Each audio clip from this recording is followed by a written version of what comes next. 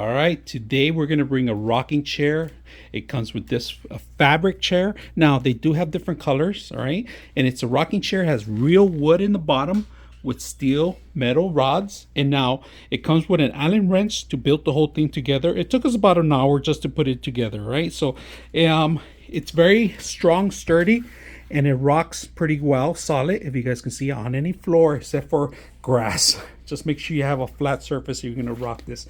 Now, I like that it's very soft here, so on cold days, you can warm yourself up just by the fireplace. It's more like a synthetic lamb, but very soft into the touch. So it has armrest, like I said, real wood, and you're gonna need a little space for this because it does take maybe like a sofa space for 2 people, and this is only made for 1.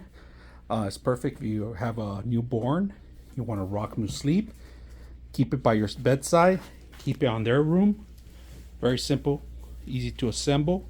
I hope you guys enjoy the video.